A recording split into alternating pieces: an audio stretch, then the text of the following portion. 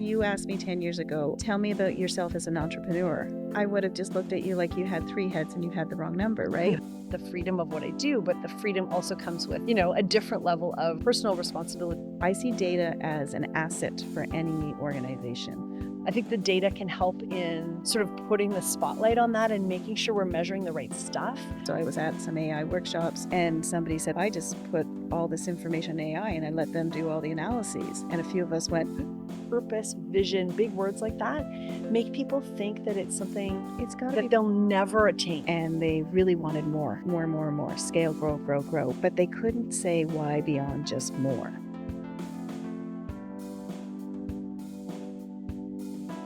So, Karen, we haven't seen each other in a while because the last time was several years ago. I was doing some strategy work with the university and you were on staff there. And my understanding is that your world work-wise has changed considerably since then. Tell me more about that. Yeah, I was trying to figure out when was the last time we saw each other. It's been a while. Yeah, it has changed considerably. I like to think that I've landed where I should be, but it's been a journey. So I was in a, whatever, year 20 of doing, executive leadership roles in complex organizations, and I was set and everything on paper looked great. And then it just, after COVID, I paused, partly because of, exhaustion, burnout, and partly because I was like, oh, this kind of reminds you life's a little short. What do I want to be doing? And yeah, so now I've started my own company. I've got a small team, small but mighty, and it's been a blast and it's been scary and it's been lots of feels for sure. So what are you loving about it? What am I loving about it? I'm loving the people that I'm able to work with, the people that I'm meeting, and working with charities and staying in the not-for-profit space, but still being tied to higher ed in that sector. That's kind of my home base in terms of comfort and network and skill set. But I think what I love more is having more agency over my time, so I can be there more for my family, having more agency over the choice of work that I do and how I approach it. So that's been great. And I think the other thing I've been loving about it is not just meeting people through the work, but meeting people outside the work. So when I first kind of went out and kind of said, okay, I'll try this, I was very dubious. And I hung my shingle, so to speak, out on LinkedIn, and immediately a fellow colleague of ours, Kate Webster, reached out and said, oh, this is great. I have something you'd be perfect for. And that was my first lesson learned, to pause and to rethink about who I was, because she saw something in me in this project that I did not see. I was like, wait a minute, it's not even in the sector I've been in. It talks about, workplace planning. That's not me. And so it got me out of my laneway. And I think the best, if everything folded today, I would walk away with this beautiful new network of women who have just been there to support and to uplift and open new worlds to me. So that's, I think, the warm fuzzy for sure is, which is always me. Yeah. I find that it's so, it is amazing having people that it's almost like they believe in us before we share that belief. I think of it as like believing in advance.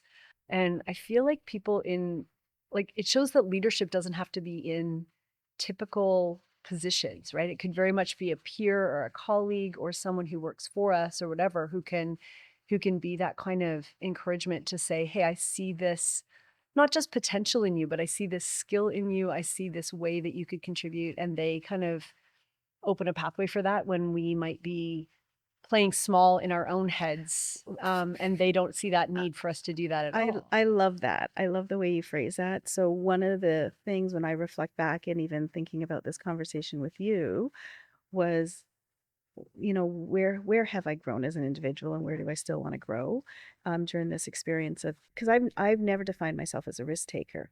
And I was in large, complex organizations that had hierarchical decision-making structure or complicated governance structures. And so you kind of got put into a laneway, right? You're this and you're not this. And those were very clearly defined things. So when you kind of go out on your own, suddenly those guardrails and those parameters are gone. And so having people kind of reflect back how they see you and being open to that reflection has been hard. And it's been so eye-opening for me because I feel like it's just created a whole new space for me to grow. And I mean, like I'm like late career and I'm like feel like I can still continue to grow in this new kind of journey that I'm on. So I love that. I feel like that new spaciousness could be scary and welcome at the same time. Like yeah, there's some safety in large bureaucracies, right? very safe. Yeah. And yet this entrepreneurial journey doesn't have that same kind of constriction, which can feel great but can also be a bit scary. I've been working in a self-employed way for I think 28 years. I was And trying to do your math were the other you? I day. should Yes, do it I was myself. like, The I think it's year 28. it's amazing. And so I'm so used to that. And yet it's also um there's a certain level of having to find the work and having to think through all the things and be the business owner that I'm just really used to. And I think thinking about working inside a complex organization, for me feels a bit suffocating, which is why I like the freedom of what I do. But the freedom also comes with, a different level of personal responsibility for all of the outcomes, right? Right. Exactly. And but even in your journey, like in your 28 years of running your own business, I mean, you've changed and evolved in your own offerings. Like I'm Sure. looking at some of the offerings you're doing now around transition Yeah. and these trips that I want you to tell more about that because I'm Sure. just so fascinated about what led you to go into that sphere, which is a little bit different than the traditional kind of strategy consultant and whatnot, and and how you're finding it for It's true. yourself. Thank you. It's so the overall theme of my practice is reimagining your next chapter. And for me, that really does apply to organizations and individuals. And so the most common work I do is still strategy with large organizations, mostly nonprofits and other mission focused organizations in other sectors. But it's interesting how that has evolved over time, and the business does feel different in my head, where it may or may not look different on the outside. So it's interesting for me to get that feedback that you'd notice some of those shifts. Because what I really like to do, if the core thing is organizational strategy, I'm kind of moving both. I call it kind of up and down from that. The up is to multi-organization strategy, to say, what happens if we got everyone in one room who is tackling a similar problem in a community? What kind of conversations could come from that rather than having it be really siloed into individual organizational mandates? What if we looked at the problems we were trying to solve, got those problem solvers in a room and strategized together? So I love the complexity of that. But then also from that organizational strategy, because those organizations are involved in those system wide conversations, those same leaders, so the board chairs, the CEOs, the other people on the C suites of those large organizations that I work with, are also ones looking for coaching. And so that evolved into a coaching practice as they looked at me as a trusted advisor to them. And so some of that coaching happens one on one. I keep just a few spots for one-on-one clients, but I'm such a group facilitator at heart that I took that coaching piece and transformed it into some group experiences as well. So I set myself a goal a couple of years ago of wanting to have one digital, one local, and one international group coaching experience a year. Oh, Really, nice. as you mentioned, focused on this area of transitions coaching as people reimagine their next chapter as leaders. And so that could be a job change. It could be a change in significant relationship status. It could be that their kids have left home. Often it's several of those at the same time. It tends to be people mid to late career, although it's not always, who are navigating transitions and saying, hey, I'm used to being good at what I do. And this in between season makes me feel really not good at what I Mm-hmm. do. And but similarly, I'm noticing that in the strategy work too, where people who've been used to having very predictable, sort of fixed frameworks are saying, hey, we need to develop, if we do strategy at all, they're even questioning whether they need it. I would say they do. But they're saying, how can we make it adaptable? How can we make it responsive and nimble and not oblivious to what's going on? So I feel like this interesting need to have some things that are fixed and some things that are flexible is coming into this for me. And also this idea of what does it mean to bring imagination into strategy? Because it's not usually one of the tools It's that not, yeah. people draw on. And so I'm really leaning into that space right now. Oh, I love that. And I love the, what did you call it? The in between, Mm, the in between phase. Because I mean, for me personally, it's like, you're late career, but I still have imposter syndrome when I walk in mm, rooms sometimes, right? And so you never kind of get past those things. So having just putting that out there as this is just the way it is. This is natural. This is what makes us human. Strip away titles, strip away whatever status, and at the end of the day, we all come to the table with some of these insecurities. But I think this, I want to kind of wrap back to what there's so much you just said that I want to unpack, but what you said about the strategy and how it's changing and the questioning of whether, organizations need it. It's really interesting because I feel the same. I'm noticing that too, and making sure that they actually, to me, it's getting them to own their strategy, mm, right? To really dig deep and say, it's not, as a trusted advisor or facilitator or someone who knows the sector, this is what I would advise. It's not that anymore. It's how do they see themselves in the strategy and how do they actually own it, move it forward, and have to actually be nimble and responsive to the changes that are constantly happening around us. mhm. So I have noticed that change. And I feel that when you get disruptions like AI, they can be a bit of a distractor. And I agree with you when you said, oh, they need it. I'm like, I agree. A Mm, lot of, like, I work with small to probably mid-sized charities, and they really need some of that guidance, right? Because they can be pulled in a thousand directions. mm, And this just kind of helps them kind of refocus and be able to make sure that they're actually clear on where they're headed, right? And so sometimes it gets lost in the process or being a strategy and the approvals and the board and all that. But I think it's bringing it back to what does it mean for you as a leader in those organizations, and how do you own and steward this for the people that you serve mhm, in your not-for-profit or mission organization. mhm. So yeah, it's been interesting for me to kind of watch that evolve because coming from big bureaucracies, strategy is a pretty bureaucratic process, Yeah. right? And you get the engagement, but it feels like more of a checkbox. Mm, And I think it's keeping that engagement more authentic is definitely the approach that I take. yeah. I've actually said no to which was very hard for me because again, I'm not a risk taker. Mhm, Learning where my guardrails are. My new guardrails. I said no when asked to do strategy that had no engagement processes whatsoever. mhm. Because I'm like, this will be a cold strategy, a cold document, and I'm not helping you move where you think you need to move. So Mhm. I had to like bow out, Mm. but I felt good about it, right? Yeah, Because I'm like, I'm not servicing you right now. right. I'm not providing a value add Yeah. in any shape or form. I So feel like that is a good way, one of the good kind of litmus tests of if something is a good fit is what the actual strategy development process is. And yeah, not because I want to be super process heavy, but because um if I have a client or prospective client who says, can you just write that for us? Some equivalent of that that gives me that vibe. That's a no because, well, first of all, I can't. I would have no idea how to do that. And I think people sometimes think because I've worked on so many strategies that I know how to write them. yes, And I know how to write a strategy, but I can't come up with that content on their behalf. And I think that the involvement of people is so it's just so critical to building buy-in. It's critical to eliminating blind spots. There's just so many reasons to involve people I in agree. that process, and that I honestly don't even know how to do it without doing it that way. And it was funny because a few years ago I was reading a book called Collaborate, and I thought it was going to be on, or maybe it's called Smart Collaboration, something like that. I thought it was going to be on how to collaborate better.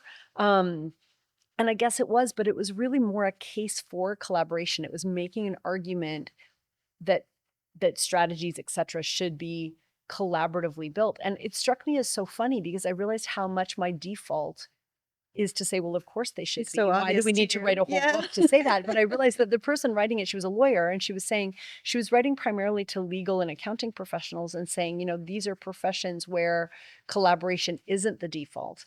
And therefore, she was making a case for it. And I was thinking, my settings are really very much the other way, to the point that I often need to encourage my clients not necessarily to collaborate less, but to remember why they're collaborating, or, do they need to sit on that coalition, or does developing partnerships need to be its own strategic goal, or can we remember that those partnerships are for a reason?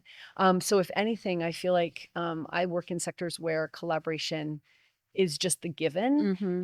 And if anything, I do need to kind of temper that with remembering the reasons for that. And so, yeah, that's how I would very much approach strategy development, is relying on the wisdom of the people that are going to be the ones that are implementing it. Right.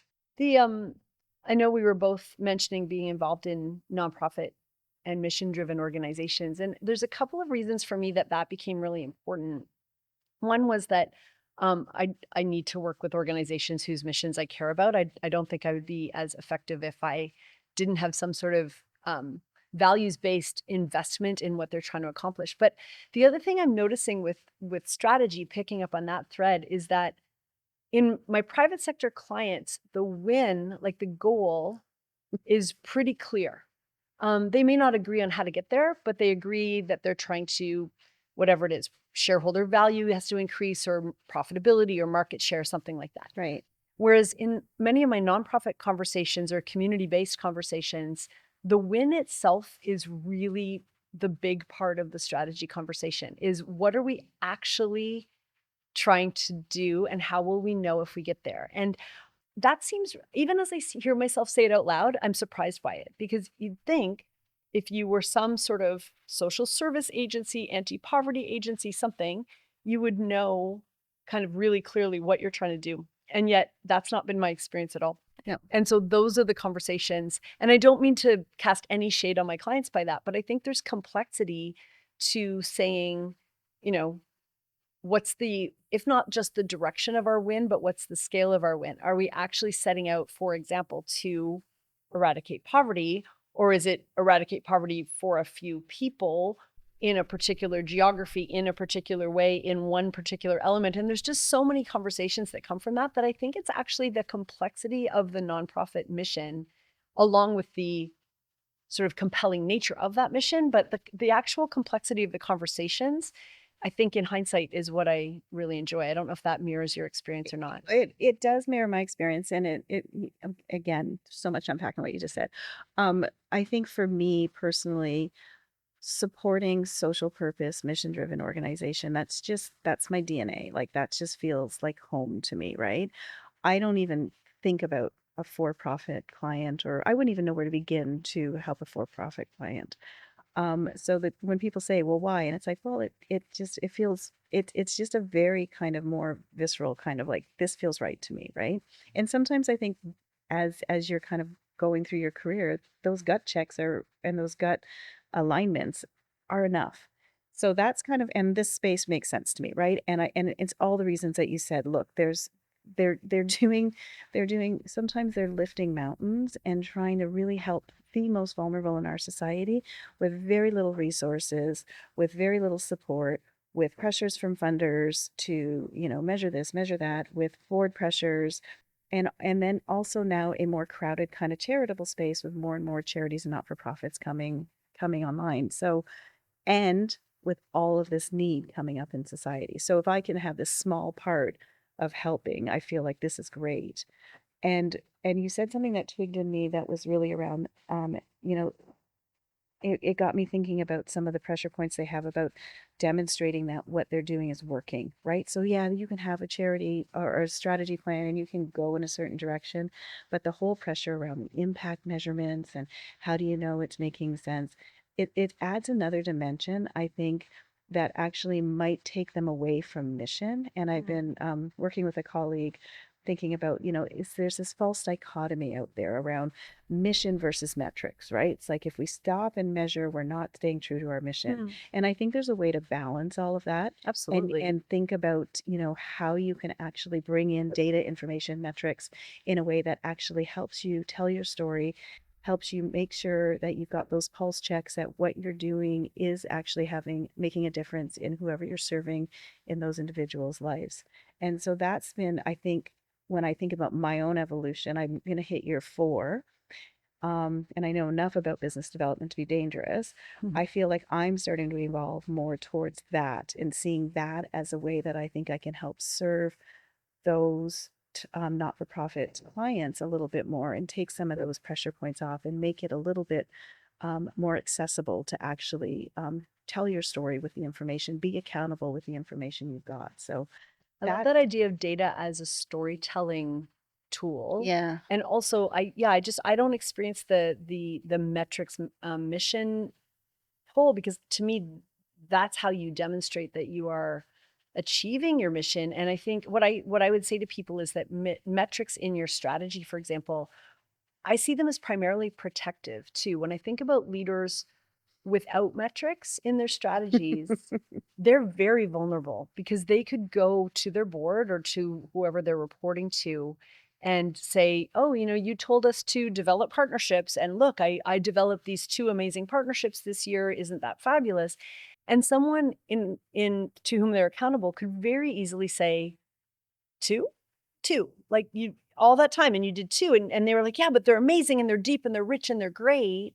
And you realize that the movie that they were seeing in their heads when they read develop partnerships isn't the same yeah, movie that the other person was seeing in their head when it said develop partnerships. And to me, by having some sort of measurability, it's not so much, holding people's feet to the fire as much as it is going, let's make sure that everyone, when they read this, what ends up being just a document, and maybe they weren't in those initial workshops, or maybe those memories have faded for them, they at least can make sure that they're watching the same movie enough to go, do we know that we're on track? Have we done enough? Because they're working on projects and on problems that are largely intractable, probably forever in some cases.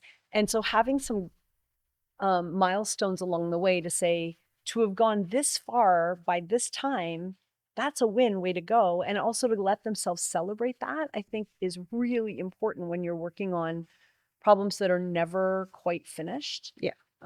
Having a sense of done, even if it's kind of artificially imposed and temporary, is it builds momentum. And I think keeping some sort of energetic momentum is really important. And I think sometimes people see measurement as squashing that, or killing, like sort of Yeah. joy killer or something.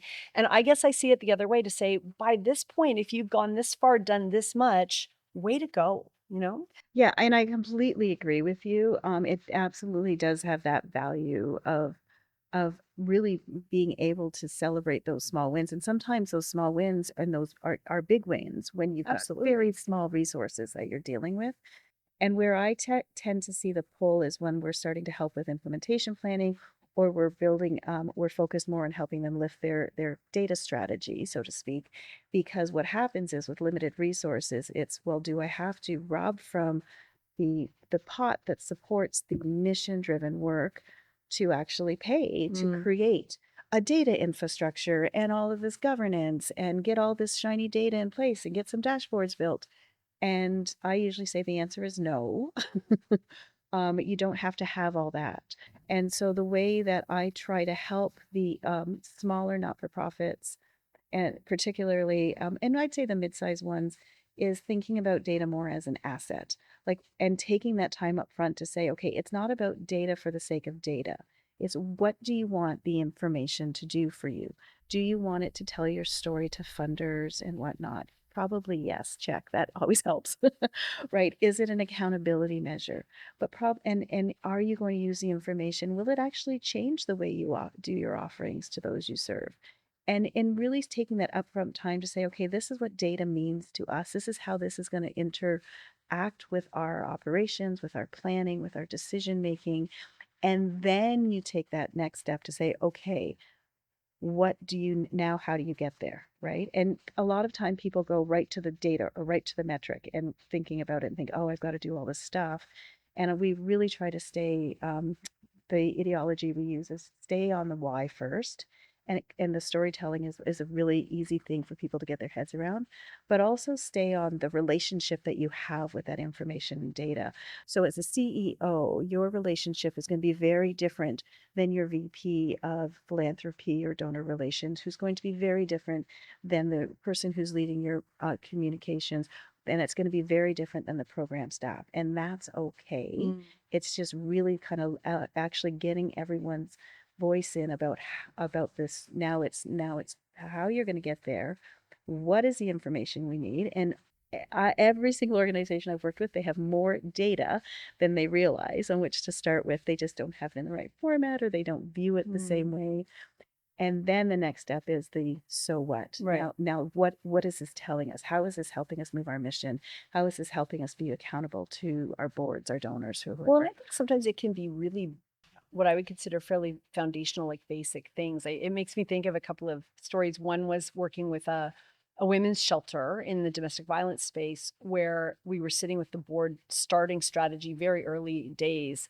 And somebody bravely put their hand up and said, "Hang on, I just saw a number in this briefing document. Is it number of beds or number of rooms?" And so that was in a shelter, you can imagine that Yeah. they would have sometimes 2 beds per room. Often it would be 2 beds per room. And this board member who'd been a longtime board member had the courage to say, "I've been misinterpreting the figure. When I say how many people we can accommodate in our shelter, I was off by 50% because I was using beds, not rooms, or rooms, not beds, whatever it was off by half and or double, however they were looking at it." And they all of a sudden went, "Oh my gosh, we are having literally half the impact, or at least impacting half the number of people than I thought." And that changes for me, said this board member, what I think we need to focus on in our strategy, because I've actually been working with the wrong number. Mm-hmm. And I could see in the room, some people in the room were kind of rolling their eyes going, "Oh my gosh, I can't quite believe that you've only just figured this out today." But another good sized chunk of the board were going, "Oh yeah, me too." And so sometimes it's realizing that even the most basic of metrics may have gotten lost in translation somewhere. 100%. And same thing with, some housing organizations I work with. We hear about the scale of the housing need in our community. And some organizations are, working so hard to open a handful of units, 3, 4, 5 apartments or a couple of townhouses or something. And it's amazing for the families that are there.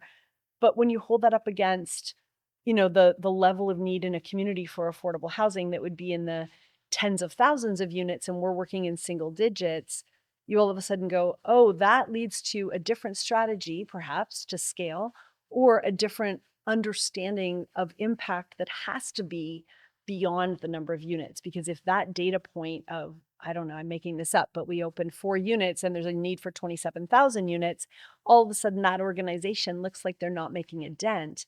And yet, if you look at the impact they're having on those 4 families, Yeah. or you look at the impact of affordable home ownership on the broader economic system, et cetera, they are. So I feel like the data points themselves become really important in that sense, but not becoming sort of married to them. Or, we were talking a bit before about knowing your why, knowing your destination. Those kinds of things are really important. But I think the data can help in sort of putting the spotlight on that and making sure we're measuring the right stuff to be able to say, what does having impact actually mean for us? Yeah, yeah. I want to go back to where you were talking about the storytelling with the information, but and also kind of thinking about, like to me, it's the so what of the metric, right? So, I was working with a board, and they really wanted more, scale, grow, grow, grow. We only served, for illustration purposes, only like 1,500. We want to get to 5,000, in the next 3 years, but they couldn't say why beyond just more, right? And so when you actually take that step back and you work through with organizations and give them the ability to think about the so what of those data points, this, like in the bed example that you gave, is a great example. Like, what does this actually mean? Well, this has great impact on where we move forward next, right? So what we've been doing in our like we do mentoring, and I typically do mentoring on with emerging data leaders, right? Because they go from mad technical, beautiful technical skills, and now all of a sudden they're in these leadership roles where they're having external facing conversations, or they have to convey the why more than they have to demonstrate the value of what they're doing more than actually their ability to do the analyses or create a beautiful dashboard. So we've been really leaning heavily on storytelling, and giving them to think about it, the information, the data. You no longer have to kind of prove yourself that you can do this from a leadership perspective. You now have to actually show all of these skills have a value. Sometimes it's an ROI that we help them calculate, but you do that in a way that you make it meaningful for the person in front of you that you're talking to, and what they expect out of the data, right? And it's only ever one part of the story. So if you think about, the arc of a story, it's a character in a multitude of other characters. And so wrapping in, who you serve, those real true impact stories against the data really does help them ground themselves as a leader, and reminding them as to kind of the mission of the organization. But it also gives them the ability to actually have a more value-based conversation at the executive level. So that's where we've been going. And we don't do it just on the what does the data look like. We've been using this technique for those leaders in complex organizations. Now I'm going to go back into the complex, not for profits, who have to sell the need to build some data infrastructure. And it's not like, okay, great, you've got a data strategy, we've got these infrastructure, there's got to be an investment of whatever out of the coffers to lift this up. Those conversations, we bring it don't go well when you just talk about, well, we need the mesh and we need the semantic layer and we need, like, you lose people like out, like, right? Like, I don't know what you're talking about all of a sudden. So it's like nobody cares about a mesh anymore. But they have to be responsive to saying, we're going to give you enough tech. We're going to be able to be enabled to respond to where AI is going in the next steps. And you have to invest and trust us to invest. So you can't just trust the process, invest in us. So we're helping them use data or storytelling tactics and thinking about value add storytelling at the beginning of planning for their information and their data rollouts. I think one of the things that makes me nervous about I don't know if that's the right way to put it. I think about how long I've spent in my career trying to encourage leaders to make evidence-based decisions.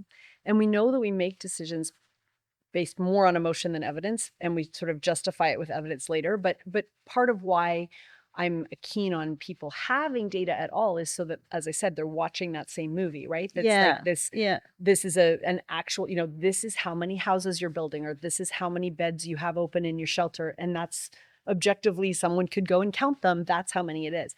On the one hand, on the other hand, I think in the broader context that we're in right now, I'm getting really quite alarmed by just the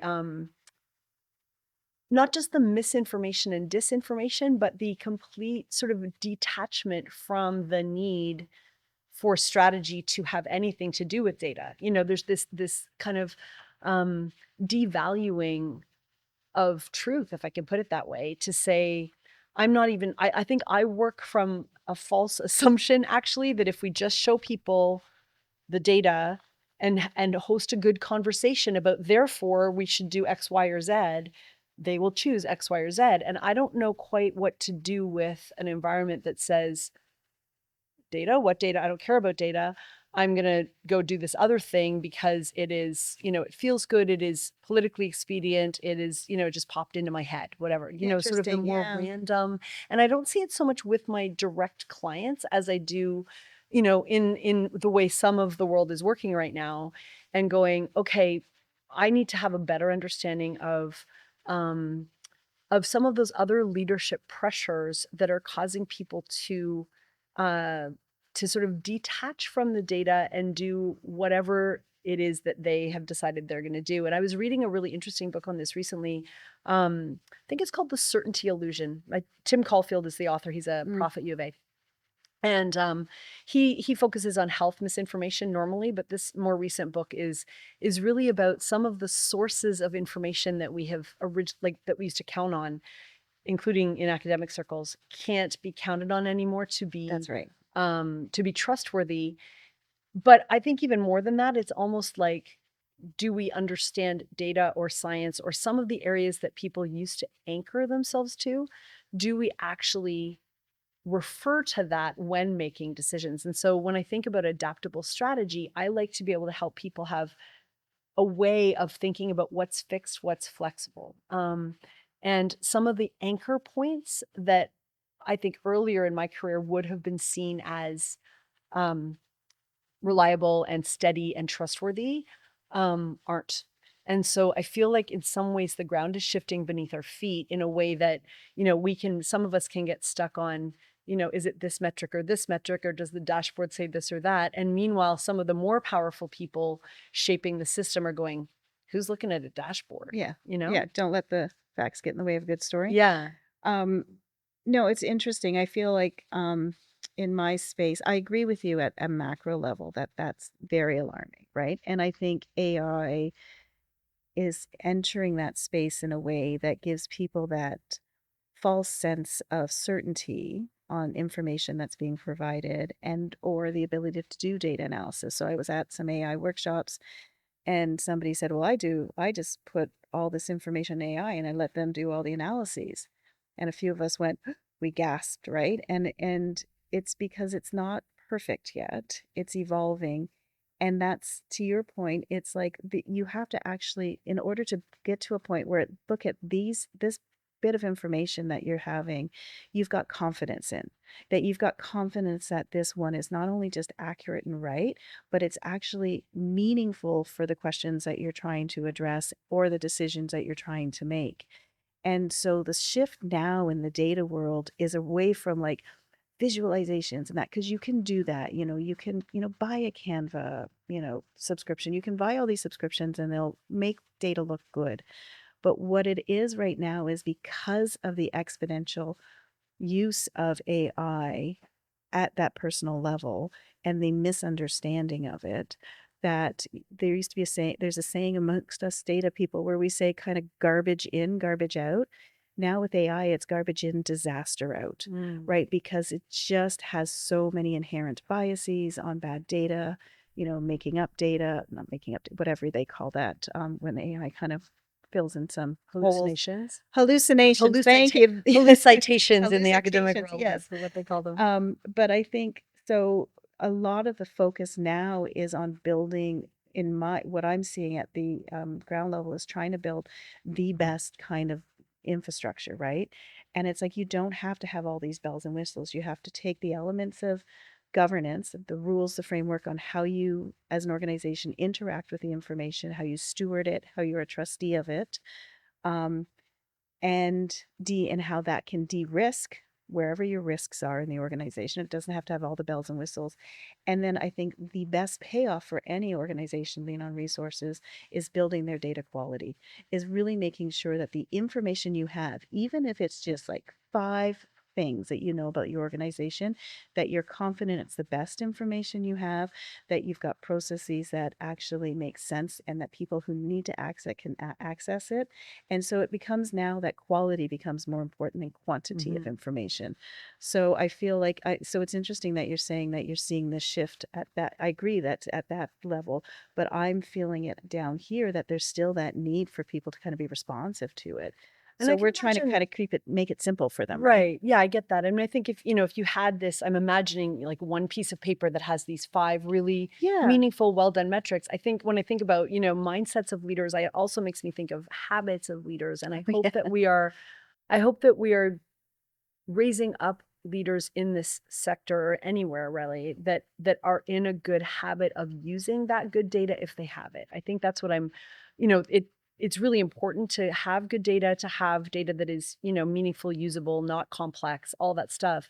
But my fear is that people are just not valuing good data or using it. And I think about the decision making practices that I see in the broader world, but maybe in some of the organizations I'm working in too, and how important it is to be transparent about how decisions will be made and by whom, and using what, in a sense, what criteria. And I would think some of the criteria would be data, Mhm. But I guess I'm spending some time encouraging people to be more sort of conscious of the other potentially competing criteria that can sometimes come into the room in terms of how decisions are made and who makes them and all of that. Because I think sometimes people work really hard at an operational level to get good data infrastructure and good data in place, and then only to discover that the people, 3 steps above them on the food chain didn't even look at that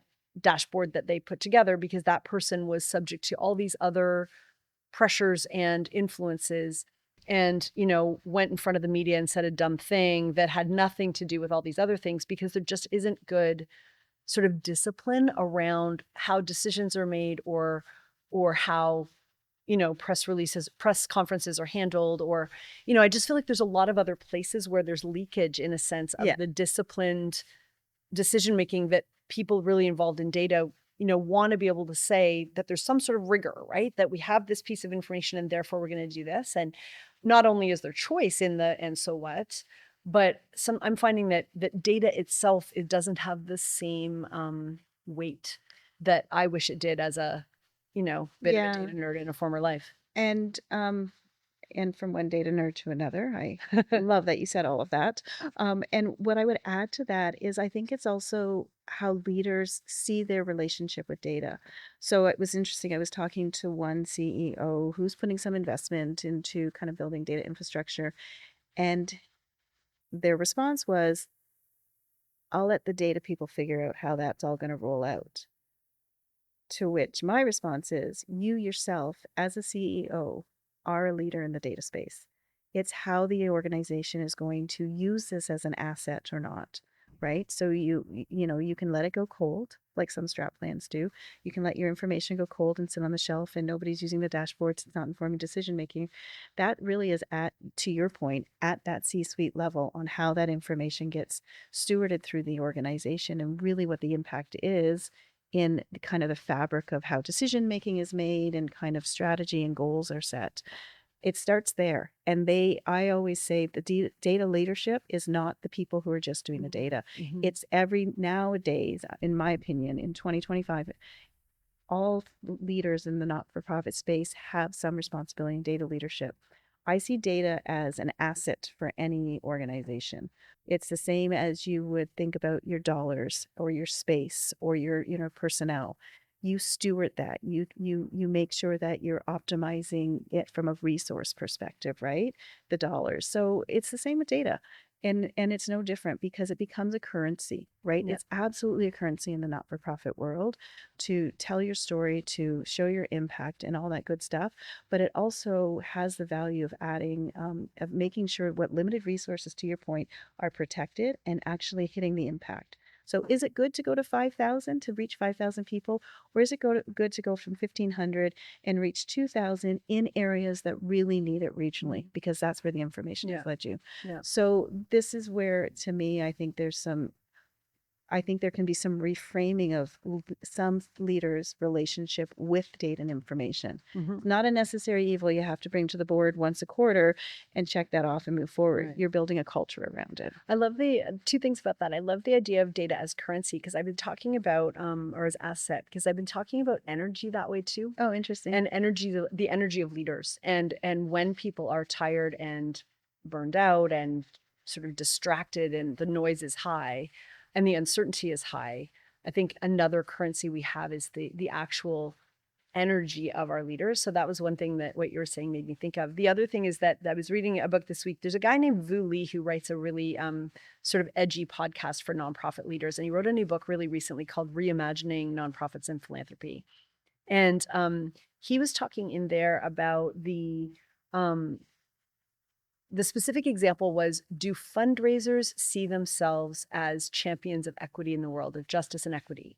Or are they seeing themselves as people that need to meet their fundraising targets? So I was thinking about what you said I love about, that. does a CEO see themselves as a data champion, for example? And similarly, does a fundraiser see themselves as an advancer of justice and equity in the world, if that's the idea of if that's the mission of the particular, not just of the nonprofit, but of the nonprofit sector. And so I think, again, that takes us back to kind of the big why and helping people understand how their role in whatever part of the organization needs to connect with other parts of the organization in understanding the why. So just like a CEO has to understand that data leadership is part of their understanding of their role, similarly, if I'm, somewhere lost in the middle of a bureaucracy, I need to understand how what I'm doing actually contributes to the broader mission because, and it sounds really basic to say it, but I've worked in organizations where people can get so focused on their departmental metrics that they forget that all of us are responsible for the broader 100%. mission. And you don't get to say, oh, that's the program staff's job.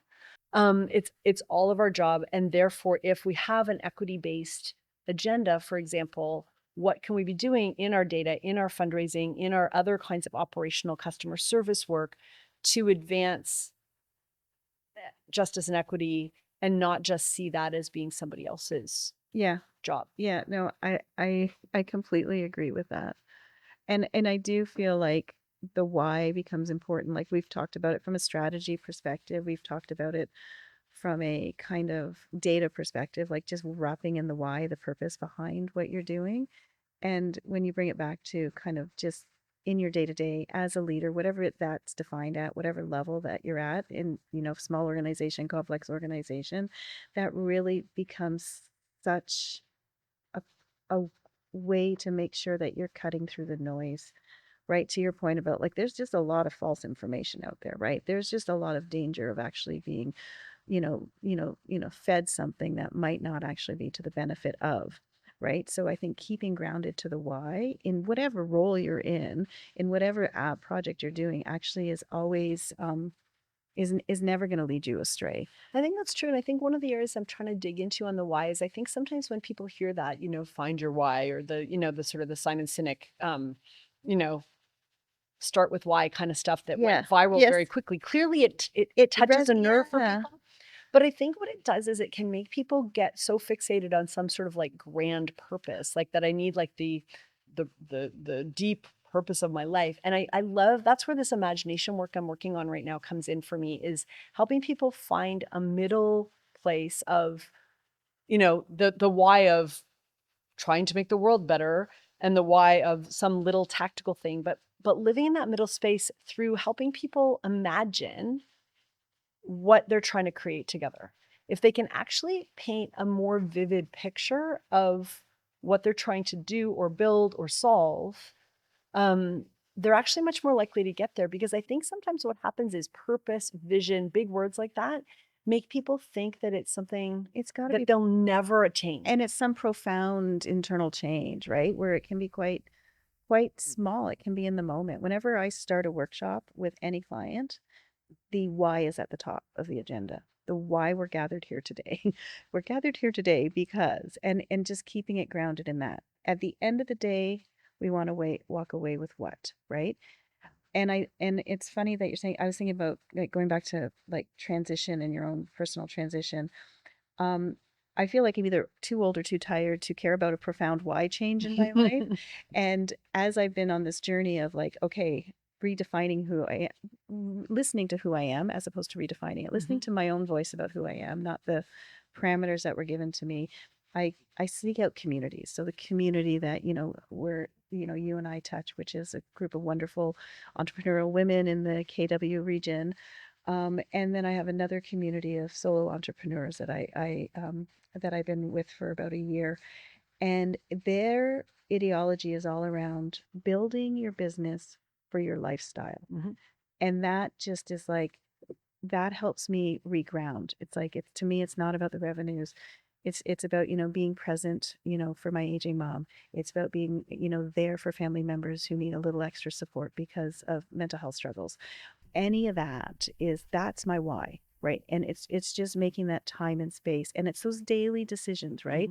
On where I'm going to spend my time today. Even today, it's like, why am I doing this? Because this is completely out of my comfort zone. Why am I putting myself on film? I was like, you know what? Because I want to I want to catch up with Rebecca. I want to hear what she's been doing because you've been doing it for 28 years. Apparently, so they say.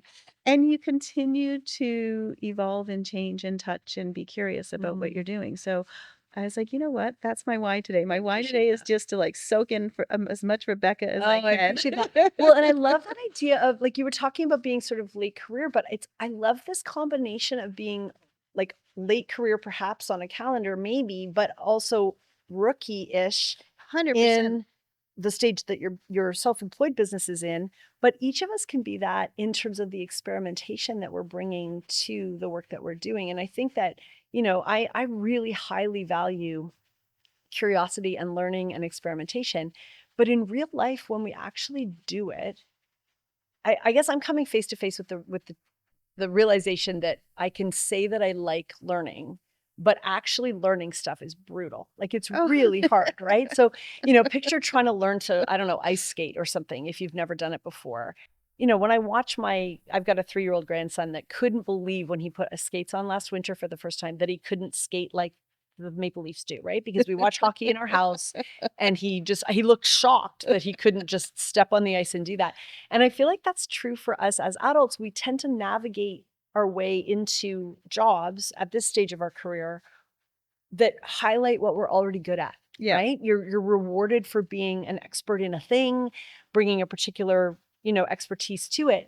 And so trying to maintain a willingness to learn in that space is actually really hard. We can say intellectually we value it, but actually trying new things that we're really bad at is is hard in our paid work. And I find that if I can let myself experiment outside of work too, in way like that allow me to experience what it feels like to be new at something, that really helps. And so I kind of admire the newness that you're describing in your work, because on the one hand, yes, you come in with lots of years of experience, but you're also intentionally putting yourself into a whole new Yeah. environment. And I think many of us, when we get toward the second half of our lives, we don't put ourselves in unfamiliar environments where we're going to look bad at something. We don't do that very well. And so I think I create sometimes situations like that for myself because I need to remember what it feels like Yeah. to be a rookie. Well, I feel like the last 4 years I've put Yeah, myself in situations you because really I have. would never, if you asked me 10 years ago, oh, tell me about yourself as an entrepreneur, I would have just looked at you like you had 3 heads and you had the wrong number, right? Like that's not who I see myself, but I know I'm building a business. I know it's growing. I know it's evolving. And I'm taking it from a place. I love that you use the word experimentation because that's always what I say. It's like, it might work, it might not. We're going to see. Yeah. And it might be painful and it might not be painful. We don't know yet, right? But I think for me, I need to have energy from my day to day. So I got to the point in my career where with COVID and the demands of COVID and being in high level positions that you're being responsive to board demands and executive demands and government demands and trying to we kind of banned the word for a long time, pivot, and then pivot the next day differently. I was exhausted, and a very my boss at the time, who's a very dear friend now, said to me, she's like, "You're flat." She's like, Mm. "You're not a flat person," and I'm like, "I know." And that was the tipping point for me to say, this isn't giving me the energy that I need to be happy. Mhm. I need to know that if I'm going to spend 4 hours away from my family, um, or not doing what I love to do, which is in my garden or doing glass work or something, then it's got to give me the same level of energy. Yeah. And that's what that's what I've been building up now. And it's this lifestyle business for me, as opposed to what's my revenue target and all that good stuff. And it is an experiment, right? Because I'm like, oh, I used to love doing, policy development. I'm like, well, maybe I can outsource that part now. Right. It's not the Well, same and energy. it's a multi-pronged why, right? And one of the ways that we gauge whether something is a motivating why is that energy. And I think that that's really true Yeah. I mentioned earlier about energy being a currency. I think for leaders, we've got to pay attention to our own energy. And it sounds Right. like you had a leader who was also using your energy as a gauge to test out how you were doing. And I think in my the book I wrote a couple of years ago called Elastic, the E stands for energy in that acronym. And part of it is energy as a gauge of team health, of colleague health, of our Yep. own health. And are we willing, I think through the pandemic years, we became very aware of how precious our energy Oh, is. yeah. And I think it's an incredible leadership resource for people individually and for their own teams that they lead to pay close attention to the energy gauge. Yeah.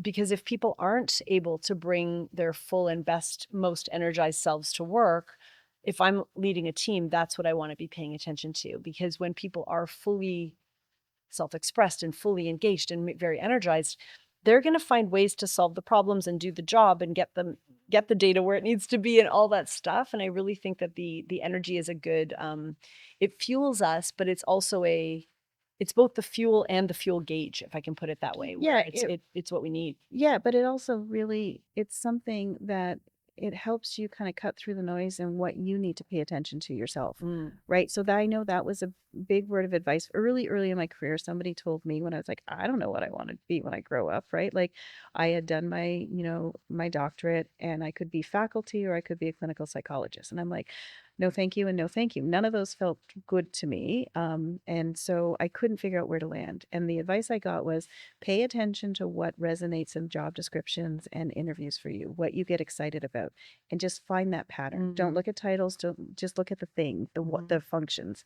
So I did that for a long time and it was, research and data and kind of like, building systems. And so that that never failed. That's never failed me, is paying attention to that. And now I think that now that I'm evolving and I've got that own agency that I'm not confined. It's like now it's what's actually, fueling my fire, right? What is actually getting me to get excited to get up in the morning and say, yes, I get to run, I get to facilitate this workshop today. This is amazing. I'm so excited to work with these people, right? That I have that freedom of choice now. And that is something I never thought I would have, Yeah.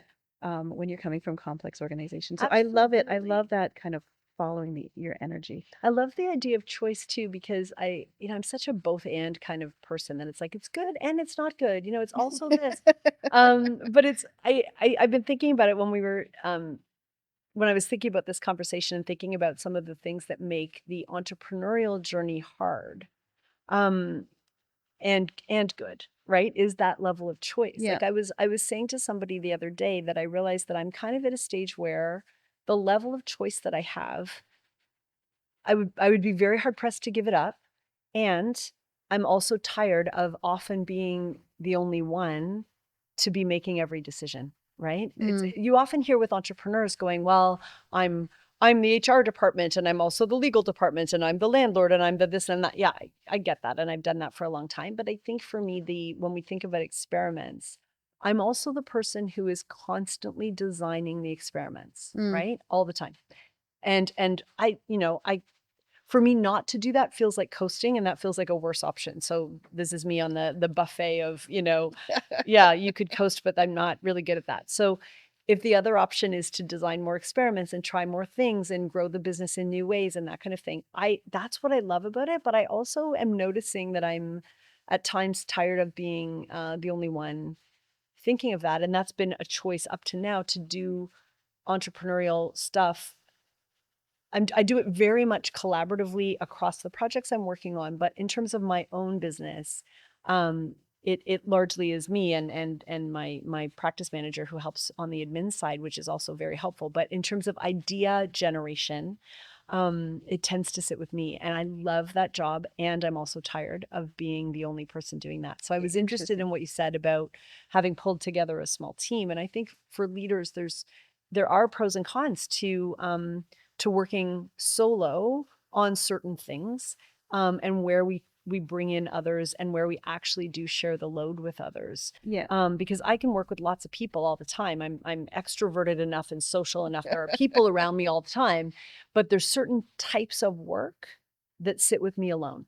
And sometimes I love that and sometimes I'm tired of that. Oh, interesting. Yeah, and you can see that after a long period of time. I was it's funny as you were talking, I was like thinking about my business model, right? And it's Mhm. like, yeah, I've got a small team. It's, either young people who are looking for, to learn more things, and I'm learning from them because in my world, data changes as fast as AI is change, not as fast, but in line with AI.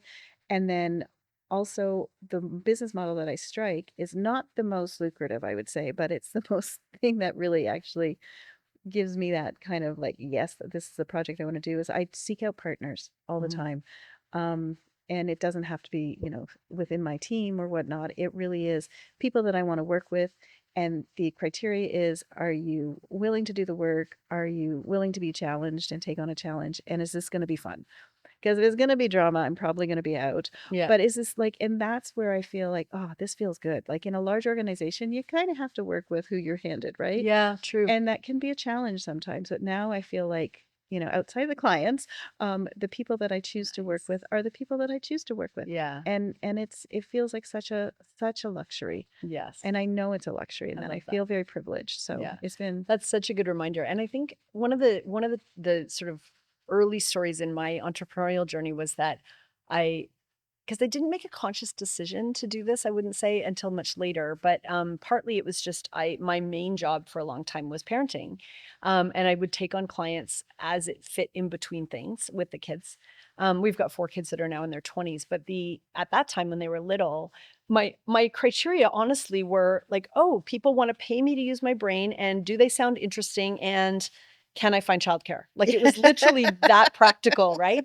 And I didn't set about to say, oh, I want to build this kind of business or this kind of career. And it was gradually at different points over the years where, for example, when our youngest went to school and I thought, oh, maybe I should, I don't know, find a real job now, and realized that the consulting work that I built was kind of this, my CV looked like a mess, but it was actually ticking a lot of the boxes I needed it to tick at that time, because it gave me the flexibility and the variety and the learning and all that stuff. And now that I'm at a different stage of my career and different stage of my parenting and now grandparenting, the the things that need to be true for me about work are different. And sometimes it takes me a while to catch up with that. So for me, for example, one of the big criteria was always flexibility. I was the parent by choice, happily, that was the one that got the phone calls from the school if someone had fallen off the playground or needed to go to the dentist, right? But that led me to build a life around flexibility, Mhm. that now I don't need that same level of flexibility because they can get themselves to the dentist, right? So but I held on to that value of flexibility for a really long time. And so it's partly our own, it goes back to what we talked about right at the beginning of what our mindset allows us to believe about ourselves, and how we shape our business based on our self-understanding of what's important, what's appropriate, how big a game we play, Yeah. lots of that kind of thing. And for me, that was often shaped by some of the other responsibilities that I was trying to juggle. And it can build, or even have my job be the extra income. Yeah. Or not thinking of myself as an entrepreneur, for example. It was just kind of a by mistake thing, right? And so I think how our mindsets evolve about our own work and contribution and type of business we're running, and what we're capable of and all of that. We can make all these sort of infrastructural investments and decisions about business models and different things, but ultimately I think it is very much what goes on in our own heads that's going to shape how well our businesses do. Well, and I also, if I may, what I heard you say too is a lot of where your why was at certain points in your career, Yeah, right? Your why was your kids, absolutely. right? Like you're building this career around, being there for them in the way that you want to show up for them. Yep. So, yeah, just bringing it back to that. Yeah, no, absolutely. And it's probably continued to be that long after they needed it to be. So I think Well, part of it is keeping up to listen, catching up, I right? true, that's true with all parents, Yeah, right? absolutely. You hang on a little bit longer than they want you to. Yeah, for sure. So. For sure. I'll get you going on this one, Karen. What advice would you give to 24-year-old Karen? I think it's so hard to answer this without sounding cliche, but I think it's just put yourself out there. Mm. It's like, you know what? If the spotlight on you is not as big as you think it is, Yes. and when you fail, it will be in your memory longer than it will be in others' memories. So to me, I think I held myself back a lot, and I think that is why, like in hindsight, like you hit a certain age and everything is therapy session about your past. In hindsight, I think my comfort level in large organizations was because it gave me guardrails, Mhm. right? And I had my world defined and I knew where my place was, right? And so now that I kind of wish I had done this maybe 10, 15 years ago, Mhm. when one, I had a little more energy, and two, but I don't know if I'd be as brave as I was. Right. Right. So I feel like it probably came to me at the right time, and I was probably slower to warm up to kind of going out on my own, but I would say just try it. I mean, I know it's a different experience for young people today where everything is, you know, everything's a capture or video or something of that nature. But just realize that you're one of many, and it's your world that you're navigating, not others' worlds that you're navigating. Yeah. So, Yeah, it's good yeah, advice. yeah. I was called once. It was funny. I had This is a longer answer than you want, but I had somebody call me a people pleaser, and it was negative. They called you that? Yeah. It's one thing to call yourself that. It's quite another thing to have somebody else And it was call a negative. It was Yeah. negative. It was negative, and I do think there was some biases behind it. And now I'm like, you know what? I actually am okay to say that I'm showing up for people where they need me, where they're at, Mm. and and I'm okay to actually put their needs ahead of mine sometimes. Yep. So I'm kind of like now owning a lot of Nice. those things that I was told was a weakness, where Mhm. I'm like, no, actually, that's my drive. Yeah. So I think it's really just making your own definition of who you are. Yeah. I love the idea of making some of our qualities. I have a coach that would say, make it strong, not wrong. So instead of trying to be the opposite of that, which is going to feel Right. uncomfortable and not us, right? How can you take that thing that someone else has weaponized on you or for you, or that we ourselves see as a negative and how can we take that strength and make it strong for us, not make it negative? And I really Right. heard you Yeah. doing And that. let them own the negativity Yeah, of they the can take comment. that. And what Sure. about you, Rebecca? 24-year-old Rebecca? Oh, 24-year-old Rebecca. I was, when I think back to actually what I was like at 24, I was traveling the world. I was already married. I did not have my kids yet. So that was the stage I was at. And I was in my what I thought was my dream job. And I was about a year away from, and I didn't know this at the time, you don't get to know the end of the story from the middle, right? I was about a year away from leaving my dream job in order to have my kids because I couldn't travel internationally and have kids. The medication stuff didn't work when I was taking antimalarials. It was very detailed and specific, but I couldn't. So I had to actually choose between work and family and a time when I didn't know what the end of the story would be. And it was a really fraught time. And now I'm raising kids that are not kids that are in that 24-year-old-ish age range themselves. And I go like, what kinds of things do we talk about? And I think one of the things is the tension in a healthy way between you have lots of time, hopefully, and you don't have an unlimited number of turns either. So there's kind of both where it's like you're going to have time to be lots of versions of yourself and try lots of things, and you don't have to get it perfect the first time. And you might have lots of different jobs and roles and titles and business cards, and maybe that's not even a thing, but you've got lots of time. So catch your breath, and your time isn't unlimited, so use it well. And I feel like living in that tension, that's where I like to be. And that's where I'd love to see my kids spend time, is being really intentional about how they invest their life and what they work at, and paying attention to their why, and being, excellent at the things they love.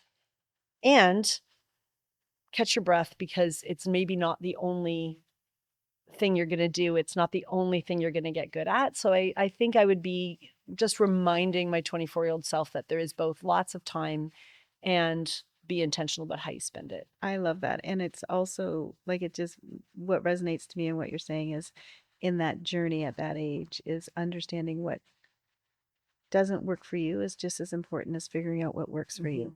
Yeah. So I I feel like every summer job ever is to do that, right? Is to rule pretty out much, all yes. the things that you definitely don't want to do any longer. Yes. And it's interesting because you asked me earlier about these retreats that I'm running. I appreciated you asking. And part of that for me now is I love to travel. I always have. And so if I can combine work and travel now in a way that What I a did early privilege. on and couldn't easily do, I mean, we found other ways to do it, thankfully, when our kids were little, but I literally felt like I was choosing between some things that were really important to me, and it became a yes, no kind of choice. And now there's a lot more adding in. And so I'm thankful that in some ways things have come really full circle to be able to say, yeah, you couldn't do that type of thing then, but you can do it later. And my mom would say the same thing. She had me really young. There were things she couldn't do because she had a little kid that all her peers were doing. But, I was grown and gone, well, by the time she was in her early 40s, and she was able to do things at that time in her life when her friends were still, driving their little kids to soccer. So, sometimes it is just the order of things doesn't happen quite the way you think. But I think when we can maintain, it's a bit what strategy is about, right? Taking that long view and saying, these little parts of the story and these little chapters that we can only see part of when we're right in the middle of it. Having some level of trust that those are going to all sort of roll up into a bigger arc of a story that is maybe longer than we think when we're really caught up in what's going on in the moment. Well, that's a profound note to add Yeah, and land on as we're saying it. Thanks for the conversation, Karen. I've really enjoyed it. This has been wonderful. Thank you.